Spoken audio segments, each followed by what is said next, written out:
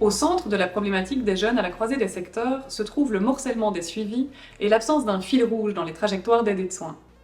Face à la complexité des situations, relevant de domaines d'intervention distincts, le cloisonnement des secteurs empêche le maintien d'une ligne conductrice sur le long terme, au profit d'une succession de réactions ponctuelles et isolées. Ainsi s'institue dans bien des cas un ping-pong entre les services qui tantôt inclut le jeune en leur sein pour l'une de ses difficultés et tantôt l'exclut pour une autre. Résultat, des parcours institutionnels alambiqués, rythmés par les allers et retours, et par conséquent marqués par toute une série de ruptures pour les jeunes qui les vivent. À cet égard, le fait de devoir, aux alentours des 18 ans, quitter le réseau jeunesse, ainsi que souvent sa famille, et se reconstruire un réseau adulte, constitue une étape particulièrement périlleuse qui représente le risque d'une fracture, potentiellement celle de trop. Faute d'accompagnement adapté aux enjeux spécifiques à cette période, le fil péniblement tenu jusqu'alors peut rompre tout à fait, et le lien se briser, parfois de façon définitive, entre le ou la jeune et les institutions, voire parfois plus fondamentalement avec la société. Le public qu'on vise, c'est des jeunes qui sont évidemment en très grande précarité, euh, qui sont limite rupture. On aimerait bien pouvoir travailler avec des jeunes avant qu'ils ne basculent dans une forme de sans-abrisme ou dans des difficultés majeures, pouvoir les rencontrer au moment où les institutions qui travaillent avec eux ou les familles sont en train de se rendre compte que là, il y a tout qui risque de basculer d'un moment à l'autre. Les jeunes qui s'inscrivent aux ateliers, on a vraiment trois catégories différentes. On a des jeunes qui ne sont pas encore en autonomie. On a des jeunes qui sont en cours de prendre leur autonomie, donc en tout cas dans les démarches. Et on a des jeunes qui ont déjà pris leur autonomie. Et dans ces catégories-là, on retrouve du coup des jeunes, oui, soit qui viennent via des services parce qu'ils savent qu'à 18 ans, le mandat sera plus là et que donc ils vont devoir prendre leur autonomie. C'est pas pour ça que ça veut dire qu'ils ont envie de la prendre. Et alors, il y a aussi les jeunes où, soit à 18 ans, papa et ou maman leur dit qu'ils doivent quitter le domicile familial, soit des jeunes qui attendent leurs 18 ans pour pouvoir partir, voire fuir. Parfois, on a quand même pas mal de situations où ça vient de fugue, et donc ils arrivent dans l'urgence et ils veulent plus rentrer chez eux. Généralement, on se rend compte que les jeunes, à 18 ans, mais finalement que ce soit dans le secteur de soins en santé mentale, c'est très compliqué. Déjà de trouver un psychiatre, de faire le lien, d'avoir un réseau de soins autour de soi. Ces jeunes qui sortent de ces institutions, à 18 ans, généralement, il n'y a pas de solution. Il n'y a plus rien en fait. C'est donc pour pallier cette discontinuité que les 5 initiatives Java se sont mobilisées autour de la transition vers l'âge adulte pour les jeunes à besoins multiples. De base, le SPAD travaillait avec des personnes de plus de 18 ans. Et on s'est dit que c'était un peu dommage parce que c'est un peu à partir de 16 ans que les choses aussi se jouent, tant dans l'accompagnement en santé mentale, donc on passe de la pédopsychiatrie à la psychiatrie, et c'était important qu'il y ait en tout cas un service qui puisse faire le lien. On a décidé très vite après le tout début du projet et l'ouverture des premiers appartements de travailler avec un public de jeunes de 16 à 25 ans. Ce qui est très intéressant avec le recul parce que c'est une période de changement pour beaucoup de jeunes et notamment pour les jeunes les plus précarisés. Voilà, avec ce fameux passage à la majorité des familles à un moment donné qui éclatent à ce moment-là. Le jeune n'est plus en obligation scolaire, le jeune est majeur, tu vas devoir vivre seul. Ou alors des jeunes aussi qui sont en institution et qui doivent la quitter. Donc du coup avec un passage qui est assez abrupt pour une partie des jeunes. Et voilà, des jeunes qui sont aussi, à ce moment-là, ont besoin de points de repère, d'accompagnement, pour mener leur premier pas dans cette nouvelle vie qui peut être dans un appartement autonome. Ensemble des partenaires qui font partie du dispositif 17-25, qui sont des acteurs qui relèvent tant du secteur jeunesse que du secteur adulte, en passant par la santé mentale, l'insertion socio-professionnelle, l'aide au logement, enfin voilà, ça va aller très très très large. Tous ces partenaires se sont regroupés autour d'une préoccupation par rapport à ce public des jeunes en transition à la fin de la jeunesse et qui rentrent dans le monde de la vie adulte pour essayer d'élaborer ce que nous on a appelé un dispositif qui va venir apporter une réponse pour essayer d'agir assez préventivement pour éviter que ces situations, finalement, ne conduisent vraiment à des situations un peu inextricables, avec lesquelles on ne sait plus rien faire, avec des jeunes qui vont être dans un parcours d'errance, dans du sans-abrisme, et qui seront complètement désaffiliés de l'ensemble des institutions. Une problématique à laquelle on fait face, c'est tous ces jeunes qui arrivent à 16 ans et demi, 17 ans et demi, où là c'est plus compliqué évidemment parce qu'il y a tout un laps de temps où il n'y a pas énormément de démarches à faire, où on est dans un entre-deux, parce que à 17 ans et demi, le SAJ va plus intervenir, ou en tout cas pas ouvrir de dossier parce que c'est trop tard, mais le CPS ne peut pas encore intervenir non plus. Si vous ne les connaissez pas encore, nous vous invitons à découvrir ces 5 projets en visionnant les vidéos de présentation que nous avons consacrées à chacun d'eux. Pour l'heure, résumons ici les choses en disant qu'ils ont pour objectif commun de rétablir le fil rouge dans l'accompagnement des jeunes entre l'avant et l'après 18 ans, par-delà les frontières sectorielles et à travers tous les bouleversements que peut engendrer le passage à la majorité. Alors les thématiques, on avait beaucoup autour de la nourriture, donc apprendre à cuisiner. On a vu autour de l'organisation de manière générale, donc réussir à s'organiser, réussir à organiser son ménage, réussir à organiser sa semaine et pas être totalement perdu, à se retrouver des fois sans savoir par où commencer. Il y a eu les thématiques des démarches administratives évidemment, où ils ne savent pas non plus par où commencer, donc tout ce qui est démarche CPS, parce qu'on a un public qui passe souvent par le CPAS, tout ce qui était démarches mutuelles, les démarches de manière plutôt générale, santé, administrative, pour les accompagner là-dedans. Et il y avait aussi toutes les demandes par rapport au logement. Comment trouver un logement, comment assumer un logement, comment le payer, qu'est-ce qu'il faut faire, par quoi il faut passer, etc. Ça, c'était une des grosses questions. Autant travailler en lien, en collaboration avec la pédopsychiatrie, pour travailler un petit peu cette transition vers les soins en santé mentale. Pas seulement en santé mentale, mais également tout ce qui est lié à l'autonomie. Donc également travailler avec l'aide à la jeunesse pour pouvoir travailler ces enjeux d'autonomie et de faire le lien aussi un petit peu avec le réseau extérieur.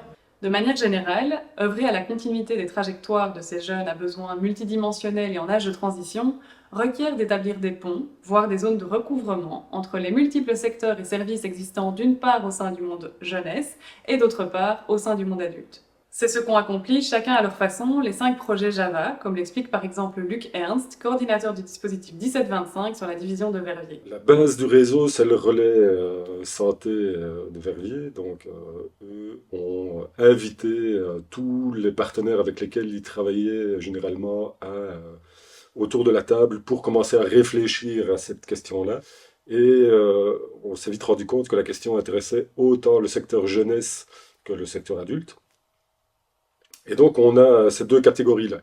D'un côté, le secteur jeunesse, où on a un SAIE, par exemple, une AMO, mon service qui travaille, dépend d'un CPS, mais qui travaille plus avec les jeunes, et puis le service de prévention de l'aide à la jeunesse, qui est quand même un partenaire assez important. Et puis d'un autre côté, on a tout le secteur adulte, avec des CPS, avec le dispositif d'urgence sociale Verviers, avec le Forum. On a aussi des partenariats avec la WIP ou l'ONE qui peuvent être, en fonction des situations, des partenaires intéressants. Donc, tout le tissu adulte est quelque part un petit peu représenté avec plein d'institutions. Et puis le tissu jeunesse est quand même pas mal représenté aussi, avec toutes ces structures qui sont intéressées au passage à l'âge adulte à 18 ans.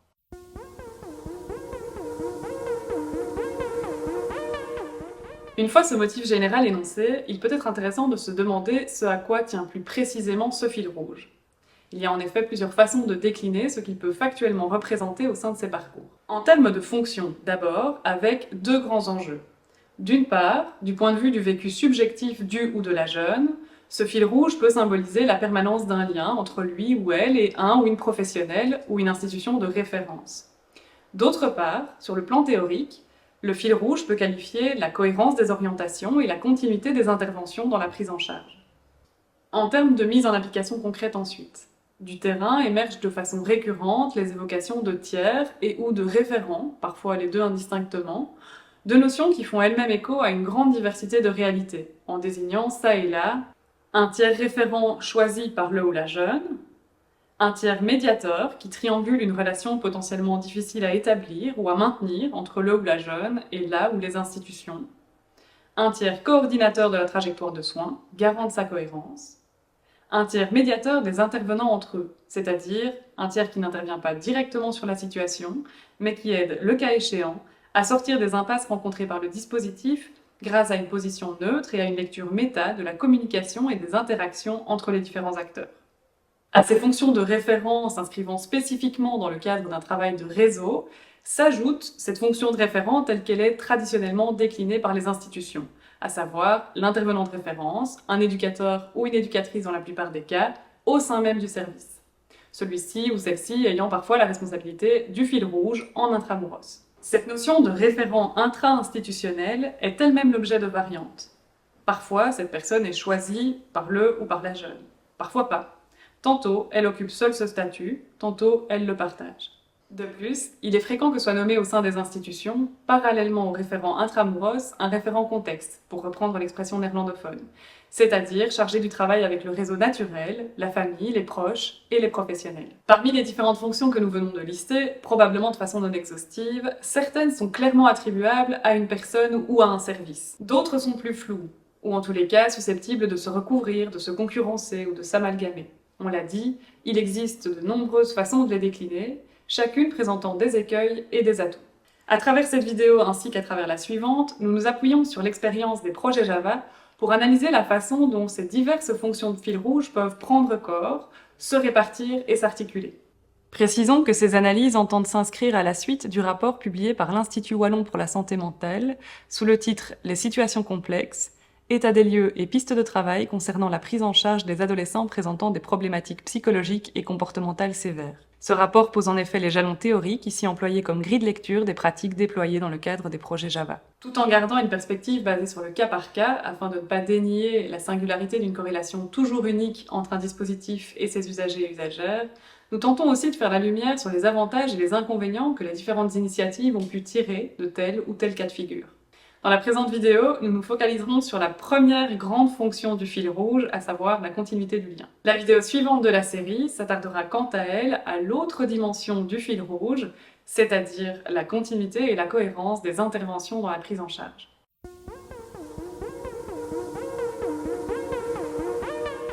Prendre soin du lien avec le ou la jeune dans le cadre du travail en réseau, c'est avant toute chose une manière de travailler à la mise en relation du ou de la jeune avec ce réseau. Charles Tension, coordinatrice au sein de la Pommerée à Folletombe, formule à cet effet un premier point d'attention relatif au maillage intersectoriel. À partir de son expérience avec l'outil Trajectoire, elle met en évidence à quel point il est primordial et bénéfique de dépasser le travail en réseau théorique de service à service. L'idéal est de nouer des collaborations interpersonnelles. Il est de cette façon possible de faire vivre un réseau local, incarné et personnalisé, avec lequel il s'agit en tant qu'institution d'accroche ou de référence pour le ou la jeune, de s'employer à des passages de relais main dans la main. Alors l'idée c'était de se dire que au sein des partenaires que nous on avait déjà identifiés au préalable parce qu'un peu incontournable et parce que dans les accompagnements qu'on faisait par le passé on se disait tiens on va quand même voir souvent les mêmes types de personnes, ce serait intéressant quand même de le systématiser et donc on a estimé que ce serait intéressant que dans chaque endroit, il y ait une personne identifiée et identifiable dans le service qui serait un peu notre porte d'entrée pour y entrer. Par exemple, au SDJ, il y a une personne qui est identifiée et c'est cette personne-là qu'on va contacter et c'est cette personne-là que le jeune va rencontrer parce qu'elle sait ce qu'est le dispositif, l'outil Trajectoire. On l'a un peu sensibilisé en amont sur, voilà, on va venir avec des jeunes qui ont un peu ce profil-là. Et donc, dans chaque service identifié, il y a une personne qu'on a rencontrée et qui est toujours celle, a priori, que les jeunes rencontrent.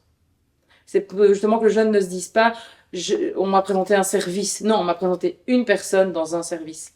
Et c'est ce qui fait aussi la force, c'est que le jeune, du coup, met un visage sur un nom. C'est beaucoup plus concret, c'est plus facile pour lui après d'y retourner parce qu'il va revoir, a priori, la même personne. Bon, alors évidemment, on mise sur le fait qu'il y ait le moins de turnover possible dans les boîtes, hein. ce qu'il y a partout quand même, mais voilà. L'idée, et cette force, c'est vraiment de se dire, le jeune va avoir une personne et pas un service. Et donc, on a identifié vraiment des personnes et on a pu, du coup, créer une forme de partenariat avec eux et de collaboration. Parce qu'il est avéré que la seule orientation du ou de la jeune vers un autre service, ou que la simple transmission d'informations d'un service à l'autre suffit rarement à assurer une continuité efficace de la prise en charge, il ne s'agit donc pas seulement pour l'institution d'accroche ou de référence d'envoyer le ou la jeune vers d'autres services du réseau, ni même de lui fournir un aperçu théorique de ce qu'il pourrait potentiellement y trouver. Les professionnels de l'AMO Milieu de Vie à Oui ont fait les mêmes constatations. Avec un cadre et des moyens de travail forcément différents de ceux de la Pommerée, les ateliers apprentis majeurs mis en place au sein de l'AMO ont néanmoins obéi au même principe. Il n'était pas question pour Caroline Broers, intervenante sociale et animatrice de ces ateliers, de faire de ces séances des cours ex cathedra sur l'offre de services. Autant que faire se peut, ces ateliers devaient servir à mettre directement en contact les jeunes et les personnes de référence identifiées au sein de chaque service du réseau Utois. C'est pourquoi elle a également ficelé des collaborations, de manière à pouvoir proposer des ateliers le plus souvent possible co-animés par elle, déjà active au sein de l'AMO auprès des jeunes, et le ou la professionnelle identifiée, issue du nouveau service présenté ce jour-là. On a invité des intervenants externes, avec du coup cet avantage qu'ils avaient vraiment une spécialité là-dedans et qu'ils pouvaient répondre de manière plus précise aux jeunes. Et aussi cet avantage que le jeune peut déjà poser un visage, parce qu'on a fait en sorte que ce soit des représentants de services à Oui ou des alentours, et donc que si les jeunes vont dans ce service-là, peut-être qu'ils retomberont sur cette personne-là, et ce sera déjà un visage un peu plus familier, et il y aura déjà un premier contact qui se sera fait. En somme, si on s'en réfère aux catégories de fonctions possibles derrière la notion de référent, des institutions d'accroche comme la Pommerée ou comme l'AMO Milieu de Vie vont chacune à leur façon endosser le rôle de tiers médiatrice dans la mise en relation du ou de la jeune avec les autres institutions du réseau. L'enjeu n'est autre que de prendre le temps pour des relais soignés en dehors de l'urgence. On le voit, dans les faits, les méthodes peuvent différer. Quoi qu'il en soit, le parti pris consiste à chaque fois à aménager de vrais temps de rencontres et d'échanges avec des professionnels identifiés, médiés par l'institution d'accroche. C'est finalement que le fil rouge tant recherché comme continuité théorique des interventions demeure bien fragile sans une continuité première. La continuité subjective du lien de confiance préalablement tissé entre le ou la jeune et un ou une professionnelle ou une institution de référence. On est vraiment très attentif à cette phase de début où on va tenter de tisser une relation de confiance avec le jeune. Nous, on passe vraiment par le faire avec, à la Pommerée. Et donc, évidemment, ça se retrouve à tout niveau de faire avec le jeune pour créer petit à petit quelque chose où le jeune va se dire « Ok, je me sens assez en confiance pour faire un pas avec les intervenants. » Et vraiment, dans l'idée de trajectoire et de pouvoir ouvrir le réseau avec le jeune, c'est avant tout basé sur la relation de confiance qu'on a pu d'abord créer avec le jeune. Sans cette relation de confiance, le jeune ne se sentirait pas aussi à l'aise d'investir une autre relation. C'est-à-dire, il sait que si nous, alors qu'il a confiance en nous, on l'amène vers un professionnel d'un autre service, il sait que c'est OK, il peut y aller les yeux fermés.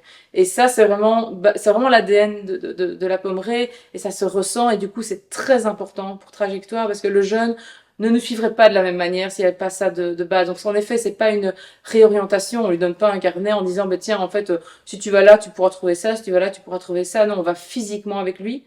Et donc, on lui présente quelqu'un, et comme il a confiance en nous, très naturellement, en fait, ça glisse vers l'autre. Notre présence en tant qu'éducateur va aussi permettre, va être facilitateur à cette création de liens avec d'autres personnes pour les premiers rendez-vous, pour s'assurer de la bonne continuité des choses. On l'aura compris, ce qui se joue dans ces moments de triangulation entre le ou la jeune, son institution de référence et la nouvelle institution, c'est la délicate transmission du plus précieux outil de l'intervenant psychomédico-social dans ces situations, le lien de confiance.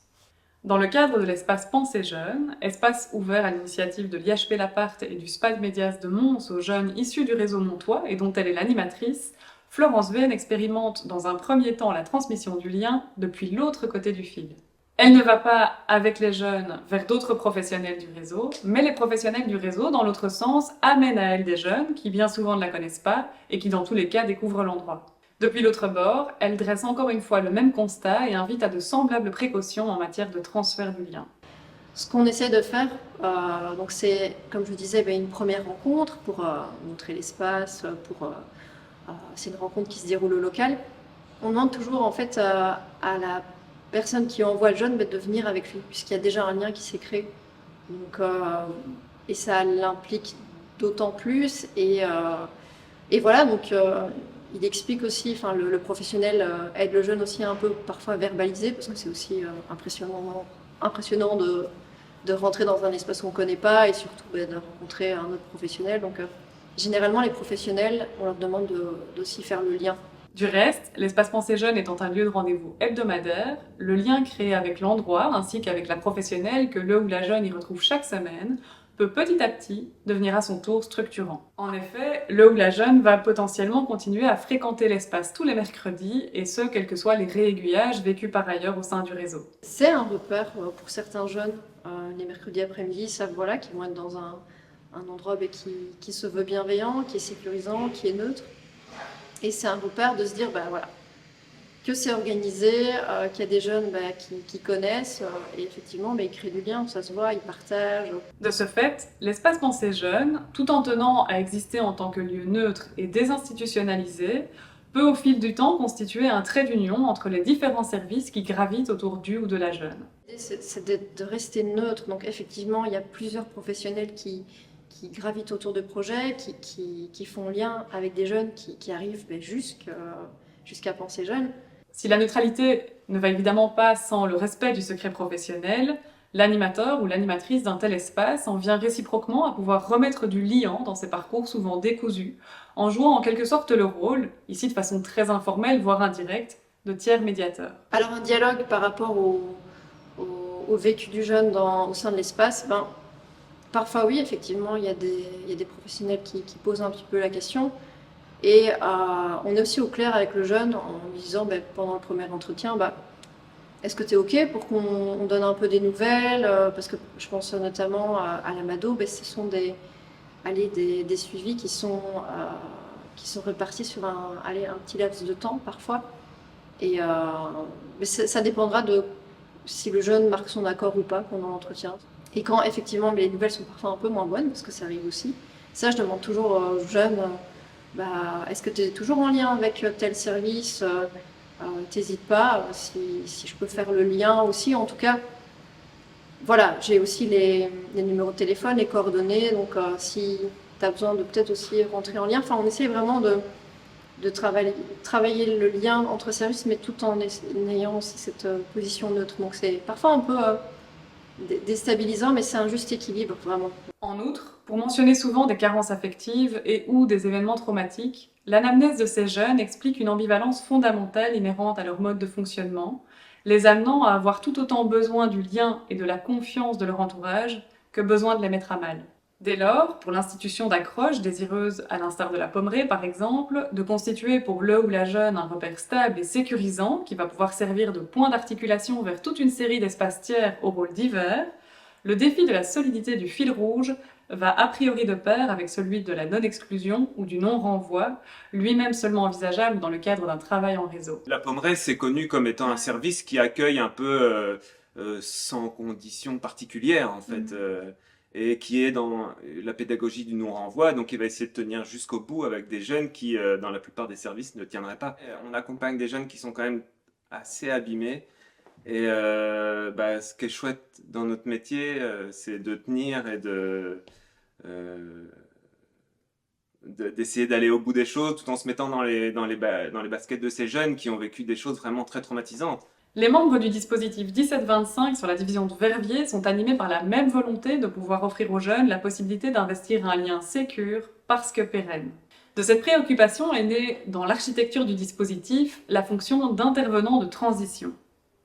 Pour tout jeune ou toute jeune aidé par ce dispositif multisectoriel, un intervenant de transition se tiendra à ses côtés tout au long du suivi pour traverser avec lui ou avec elle les différents espaces institutionnels. Pierre-Alain Hurlic, intervenant de transition au sein du dispositif 1725, décrit cette fonction qui a vocation à demeurer présente auprès du ou de la jeune, et ce, quelles que soient les expériences et les bifurcations à venir sur le chemin de sa prise d'autonomie. Je dirais que c'est peut-être un guide, finalement, une personne de confiance sur lequel le jeune va pouvoir s'appuyer pour essayer de faire des expériences, faire des choix, être dans des accompagnements, je vais dire, où il se sent en sécurité et qui tordent à aller vers sa prise d'autonomie. En tant qu'interlocuteur direct et privilégié pour le ou la jeune, l'intervenant de transition va se placer en tant qu'intermédiaire, voire en tant qu'interprète, entre celui-ci ou celle-ci et son réseau, formel et informel. Autrement dit, en reprenant nos catégories, l'intervenant de transition joue la fonction de tiers médiateur entre le ou la jeune et les institutions qui composent le dispositif, et à la fois de référent contexte, c'est-à-dire chargé du travail avec le réseau naturel, les proches, la famille et les professionnels. Je dirais que c'est aussi un rôle où on va l'aider à essayer de construire justement son réseau formel avec les professionnels et peut-être aussi informel, et d'essayer en tout cas de le coordonner pendant tout un moment, donc de faire le maillage, le lien nécessaire pour que ça prenne et puis tout doucement peut-être sortir. Voilà comment je le définirais. Alors, c'est vrai qu'on part quand même du postulat ici, s'il y a un intervenant de transition à un moment donné qui est mis en place, du fait que finalement le réseau personnel du jeune est assez pauvre, carencé, on pourrait même dire quasiment parfois inexistant. Donc, moi, en tout cas, dans le travail que j'ai pu expérimenter ici à travers cette fonction d'intervenant de transition, je vais me concentrer vraiment au départ sur le réseau formel de professionnels, essayer de retisser vraiment un réseau solide dans lequel le jeune peut prendre confiance, poser les questions, que les différents acteurs de ce réseau-là aient bien compris aussi la situation, peut-être sa fragilité, pour que, à un moment donné, si je ne suis plus là, ils puissent sans problème réactiver des choses.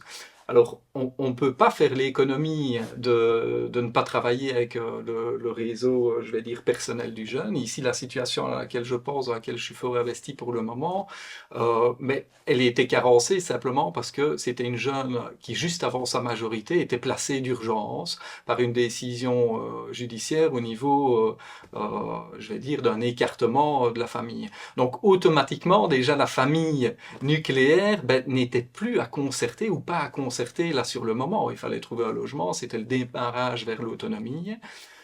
Par contre, aussi petit était-il, il y avait quand même des ressources un petit peu personnelles puisque elle allait s'installer chez la maman finalement de son petit copain qui a fait toutes les démarches qui ont conduit finalement à l'intervention judiciaire. Donc à ce niveau-là, comment est-ce qu'on a pu intégrer ça? Ça a été par exemple la négociation au départ, quand elle a accepté avec son intervenante sociale de base de se dire oui, je fais appel au dispositif. On a fait une petite rencontre où moi je me suis présenté, où j'ai réexpliqué un peu le rôle de l'intervenant de transition et où on a ensemble, et là le petit copain majeur, qui a lui déjà 22 ou 24 ans je pense, était aussi présent pour voir vers où j'allais où elle allait pouvoir s'appuyer sur mon soutien. Et en même temps, on a profité de ce moment-là pour définir aussi un petit peu ce que l'intervenante sociale de base, qui a besoin d'un coup de main supplémentaire, allait garder un peu comme compétence. Cependant, l'intervenant de transition, tel qu'il a été conçu par le dispositif 1725, ne se limite pas à être un technicien du réseau, qui serait dédié à mettre de l'huile dans les rouages entre le ou la jeune, ses familiers et les multiples institutions en présence. Il a, au-delà de ça, une fonction psychosociale à part entière à l'attention du ou de la jeune. Le postulat intéressant derrière la définition de cette fonction, c'est en effet que l'état de crise doit être intégré comme modalité d'expression classique des jeunes dits en situation complexe. L'intervenant de transition a été pensé comme ce ou cette professionnelle de référence consacrée à l'entretien du lien avec le ou la jeune, en partant du principe même que la mise à l'épreuve de ce lien fait partie intégrante de la symptomatologie de ces jeunes. Et donc que les rejets et les ruptures, comme cause autant que comme conséquence, ne sont pas des épiphénomènes, mais qu'ils constituent bien au contraire les matériaux de base avec lesquels s'atteler à construire une trajectoire. La base de la réflexion, quand on a pensé le dispositif 1725, c'était quels jeunes, dans chaque institution partenaire du dispositif, sont les jeunes qu'on appelle un peu savonnettes, comme ça, ceux qui glissent un petit peu de l'institution et qu'on n'arrive pas vraiment à accrocher. Et qu'est-ce qu'on peut faire avec ces jeunes-là? Qu'est-ce qu'on peut leur proposer pour justement essayer de les raccrocher dans un suivi? En conséquence de ces considérations, l'intervenant de transition a pour première particularité qu'il doit pouvoir adopter une posture proactive à l'égard du ou de la jeune. Maintenant, je dirais aussi que c'est aussi un rôle très proactif. Ça veut dire que c'est finalement multiplier les contacts, faire en sorte d'aller vers le jeune, même peut-être quand il y a moins de demandes, parce qu'on a un mandat quand même particulier. On sait qu'il est fort seul, que parfois les jeunes sont tellement abîmés, hein, ce sera un peu la définition quand même du type de public qu'on a, qui ne sont plus capables de faire les demandes ou qui se renferment à un moment donné, etc. Donc vraiment ce rôle de proactivité où on y va tant en tant que, je veux dire, le jeune ne nous dit pas c'est terminé, eh bien on va avoir vraiment une posture qui est particulière comme ça, un peu plus proactive. Mais ce n'est pas là la seule qualité d'un intervenant de transition digne de ce nom. Pierre-Alain Hurlik en a dressé la liste. Donc l'intervenant de transition doit avoir pour position, donc c'est ce que je dis souvent, une posture particulière. Donc être empathique, essayer de construire une relation de confiance avec un lien sécurisant. Être disponible, flexible, mais ne pas être trop rigide. Donc investi à long terme si nécessaire. Proactif, ça veut dire ne pas travailler uniquement à la demande, prendre des nouvelles, aller rechercher les jeunes quand c'est nécessaire. Être capable d'ajuster son investissement en fonction des besoins et de l'évolution des jeunes avec des effets finalement d'aller-retour. Certains moments, ils vont être autonomes, puis ils ne le sont plus du tout. On va rechercher, on met plus, puis on laisse reprendre de l'autonomie, etc. Être pédagogue en s'assurant de la bonne compréhension des démarches et enjeux auxquels est confronté le jeune. Donc, sans cesse faire des feedbacks, reformuler, essayer de vulgariser, en vue de lui permettre finalement de faire ses propres choix. Être finalement un peu comme un équilibriste dans la mesure où il doit être attentif au fait de veiller à ce que le jeune ne casse pas le lien, tout en devant parfois le renvoyer à ses incohérences, ses manquements, et donc les conséquences que ça a sur son autonomie. Important pour le jeune, mais sans jamais devenir indispensable. Donc toute l'importance de travailler sur le réseau formel et informel. Autorisé par son service de pouvoir agir en extramuros, de pouvoir dégager quand même beaucoup de temps pour une seule situation, capable de construire et développer le réseau du jeune, capable de rassurer, et ça je pense que c'est quelque chose d'important aussi et qui se vérifie vraiment dans la pratique, les intervenants de première ligne par sa présence, ses explications et si nécessaire parvenir à encourager la motivation de ceux-ci quand certaines situations semblent inextricables. Et puis alors, être capable aussi de s'appuyer sur les forces du dispositif, et donc sur le groupe ressources, sur les temps d'évaluation, etc. De manière générale, en ce qui concerne la fonction de fil rouge dans la construction d'un réseau d'aide et soins, une première option consiste à considérer que c'est au premier service venu dans la situation d'assumer ce rôle, indépendamment de son secteur d'activité. Cette solution peut sembler d'autant plus logique compte tenu de la recherche de continuité du lien subjectif. Si un lien de confiance existe déjà entre le ou la jeune et un intervenant social, quel qu'il soit, il serait contre-productif de ne pas consolider ce lien-là pour le rompre au profit d'une relation à bâtir de toutes pièces. Par exemple, quand un ou une jeune intègre le dispositif de code autonome provisoire du CEMO de Saint-Gilles, fusion de l'AMO et de la cellule jeunesse du CPAS de Saint-Gilles, c'est cette logique qui prime en interne au moment de déterminer les professionnels référents de son suivi au sein du dispositif. Il y a aussi des suivis qui se font avec d'autres intervenants du CEMO, pas forcément avec des intervenants du CAP, quand il y a eu un accompagnement AMO avant, en général. Et donc ça c'est parce que donc il y a un lien qui s'est déjà créé avec le jeune, et donc pour voilà, pas couper le lien, le travailleur à AMO continue le suivi avec la jeune. Pour la même raison, lorsque le vaste réseau formalisé que constitue le dispositif 1725 est appelé en renfort sur une situation par un intervenant social, qu'il soit interne ou externe au dispositif, c'est cet intervenant social de départ, porteur de la demande, qui jouera de préférence le rôle d'intervenant de transition. L'intervenant social de base, dans l'idéal et dans ce qui a été réfléchi, c'est qu'il reste toujours le lien avec le jeune. Dans sa mise en application, la situation qui serait amenée vers le dispositif va peut-être juste obtenir des orientations de travail, des analyses qui vont permettre d'établir un PAI qui va être discuté avec l'intervenant de première ligne et le jeune. Et si l'intervenant de première ligne peut poursuivre ses missions en s'appuyant sur le PAI qui aura été réfléchi avec le dispositif, il peut continuer alors à accompagner le jeune qui l'a sollicité initialement, tout en restant en lien avec le dispositif par le biais du coordinateur, qui va jouer un rôle d'accompagnement et de supervision. On va travailler avec le travailleur social qui garde la main, il garde la maîtrise de sa situation. En effet, si cela peut sembler trop lourd à porter pour l'intervenant social en question avant qu'il ne se greffe au dispositif, on constate que l'inscription dans un réseau formalisé, c'est-à-dire le fait de rejoindre un système de collaboration ainsi structuré, peut faire recouvrir au premier arrivé dans une situation la capacité à assurer cette fonction de fil rouge. Ce rôle finalement d'intervenant de transition, eh bien, c'est canon, quoi. C'est que ça demande. Donc, le fait de pouvoir être à plusieurs, de se dire on peut faire confiance à des collègues, on va travailler avec un peu la même philosophie d'action, etc. Ça, c'est déjà bien. Sur base, je veux dire, de rapprochement simplement entre les services, le dispositif, des portes s'ouvrent parce que d'autres travailleurs sont réactivés et ils se réapproprient le travail d'accompagnement plus socio-éducatif. Alors que parfois, ils sont parfois noyés dans des procédures qui sont complexes, administratives, etc.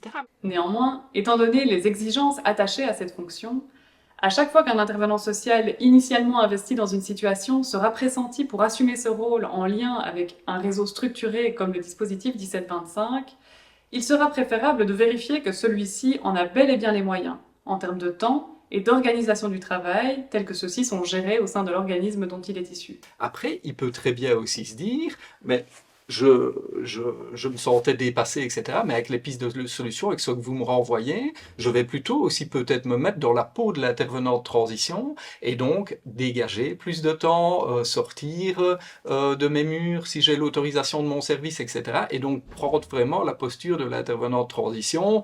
Et donc voilà, ça c'est une réflexion qu'il peut avoir en se disant, ben oui, je vais peut-être jouer ce rôle-là, mais ça devrait être concerté naturellement avec son service, voir l'aval de son service, parce que c'est une mission qui est extrêmement énergivore, où on va devoir sortir beaucoup à l'extérieur et peut-être faire des choses qu'on ne fait pas dans son cadre de base. Même moi, par exemple, qui suis éducateur de rue, où j'ai pas toujours cette même posture, même dans les suivis traditionnels, on va dire. Dans les cas où l'intervenant initial ne serait pas en mesure de prendre à sa charge la fonction d'intervenant de transition, ou tout autre titre de fonction qui implique les mêmes choses, il devient alors utile d'avoir prévu une autre option. C'est la raison pour laquelle, au sein du dispositif 1725, certains partenaires se sont engagés à pouvoir prendre cette place en cas de besoin.